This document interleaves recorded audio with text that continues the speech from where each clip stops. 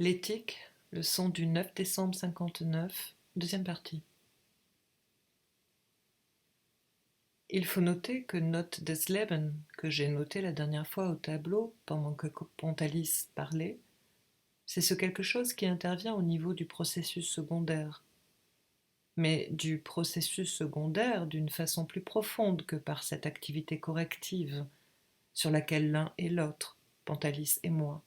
nous avons insisté, mais pour déterminer le niveau Qn, la quantité d'énergie supportée, si l'on peut dire, conservée, soutenue par l'organisme,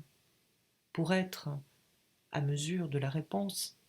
nécessaire à la conservation de la vie. Notez-le bien, c'est au niveau du processus secondaire que s'exerce le niveau de cette détermination nécessaire. Reprenons le principe de réalité, donc, qui est invoqué sous forme de son incidence, de nécessité, ce qui nous met sur la voie de ce que j'appelle son secret, c'est ceci, que dès que nous essayons de l'articuler pour le faire dépendre du monde physique auquel la pensée, le dessein de Freud, semble exiger de le rapporter, c'est cela qui nous frappe. C'est que là, il est bien clair que ce principe de réalité lui-même fonctionne comme isolant le sujet de la réalité. Et là, nous ne trouvons rien d'autre que ce qu'en effet la biologie nous enseigne, à savoir qu'un processus d'homéostase, d'isolation par rapport à cette réalité, est ce qui domine la structure d'un être vivant. Est-ce là tout ce que Freud nous a dit quand il nous parle du fonctionnement de ce principe de réalité? En apparence, oui. Et ce qu'il nous montre, c'est que ni l'élément quantitatif, ni l'élément qualitatif, quant à la réalité, ne passe dans ce qu'on peut appeler le règne. D'ailleurs, c'est le terme qu'il emploie, Reich, du processus secondaire.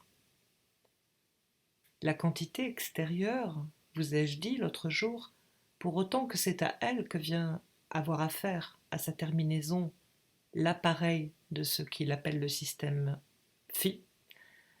c'est-à-dire ce qui, de l'ensemble neuronique, est exactement dirigé vers l'extérieur, disons en gros les terminaisons nerveuses, au niveau de la peau, des tendons, voire même des muscles et des os.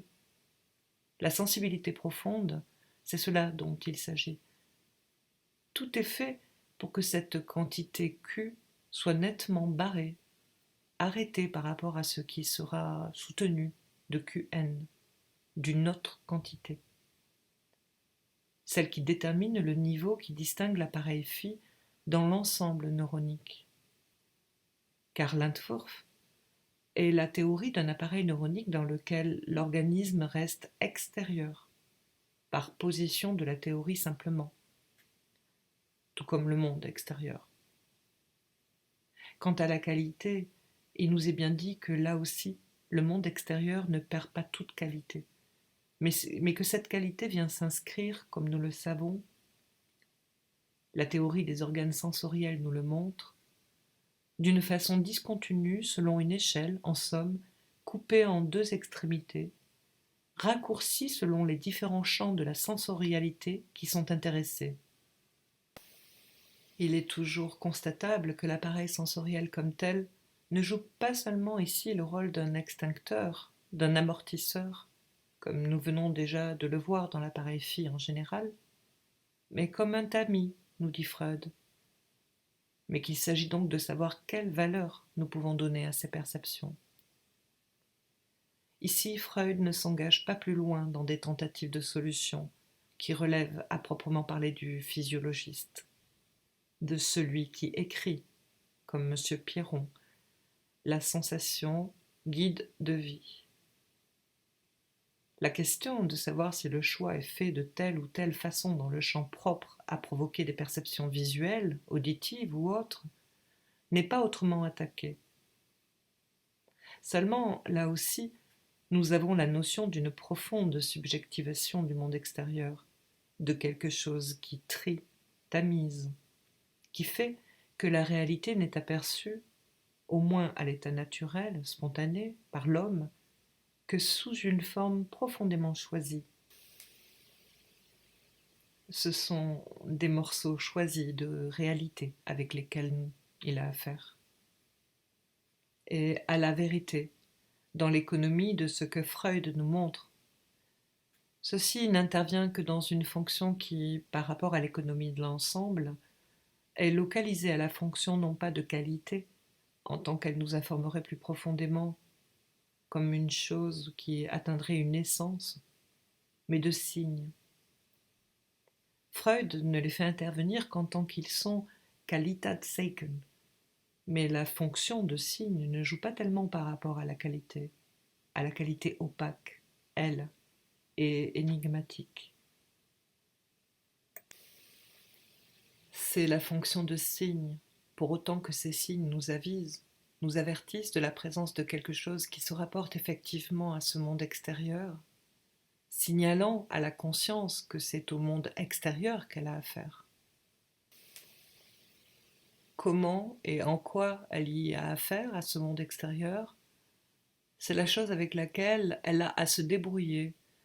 et avec laquelle, depuis qu'il y a des hommes et qui pensent et qui tentent une théorie de la connaissance, elle a tenté de se débrouiller. Freud ici ne rentre pas plus loin dans ce problème, sinon pour dire qu'il est assurément fort complexe et que nous sommes très loin de pouvoir même ébaucher la solution de ce qui peut organiquement en avoir déterminé la précision, les déterminations, la genèse particulière. Mais dès lors, est-ce bien là ce dont il s'agit quand Freud nous parle de principe de réalité? Est-ce quelque chose grâce à quoi, selon une formule qui est trop souvent possible à sentir dans la façon dont s'expriment les théoriciens d'un certain behaviorisme, est-ce que cette réalité n'est après tout que ce quelque chose qui représente les heurts d'un organisme vis-à-vis d'un monde où, sans doute, il a de quoi se nourrir, il a de quoi s'assimiler certains éléments, mais qui est en principe fait d'un monde qui se présente comme un monde de hasard, comme un monde chaotique, comme un monde de rencontres. Est-ce bien là tout ce que Freud articule quand il nous parle du principe de réalité? C'est la question qu'aujourd'hui j'avance devant vous avec cette notion de Das Ding. Avant d'y entrer, je reviens à vous faire remarquer ce que le petit tableau à double colonne que je vous ai introduit il y a 2 semaines comporte. C'est à savoir ceci qui, opposant dans une colonne le Lutz-Prinzip et le Realitätsprinzip, dans l'autre colonne, partant de ce repérage que c'est du côté du principe du plaisir que ce qui est inconscient fonctionne comme tel, et le Lutz-Prinzip qui régit, qui domine ici quelque chose, qui, conscient ou préconscient, est en tout cas quelque chose qui se présente dans l'ordre du discours réfléchi, du discours articulable, accessible, sortant du préconscient. Cette remarque que je vous ai faite que les processus de pensée en tant que le principe de réalité les dominent, Freud souligne bien à quel point en eux-mêmes ils sont inaccessibles, ils sont inconscients. Ils ne parviennent à la conscience que pour autant qu'on peut les verbaliser, c'est-à-dire que quelque chose les ramène, par la voie d'une explicitation réfléchie, à portée du principe de réalité, à portée d'une conscience en tant qu'elle est perpétuellement éveillée, intéressée par l'investissement de l'attention à surprendre quelque chose qui peut se produire pour lui permettre de s'orienter par rapport au monde réel. Je dirais que c'est dans ses propres paroles que le sujet, d'une façon combien précaire, arrive à saisir les ruses grâce auxquelles, dans sa pensée, viennent s'agencer, se suivre ces idées qui, pour lui, émergent d'une façon souvent combien énigmatique, et entre lesquelles, d'ailleurs, cette nécessité de les parler, de les articuler, introduit cet ordre souvent combien artificiel sur lequel Freud aimait à mettre l'accent, en disant qu'on se trouve toujours des raisons pour voir en soi surgir telle disposition, telle humeur, l'une à la suite de l'autre, mais que rien, après tout, ne nous confirme que dans cette explicitation que nous en donnions, le vrai ressort de leur successive émergence nous soit donné, et que ce soit là précisément ce que l'analyse apporte à notre expérience. Non seulement il y a plus que de raisons,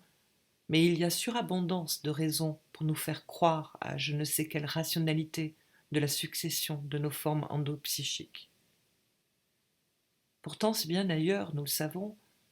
dans combien de cas, dans la majorité des cas, que la véritable liaison peut être saisie.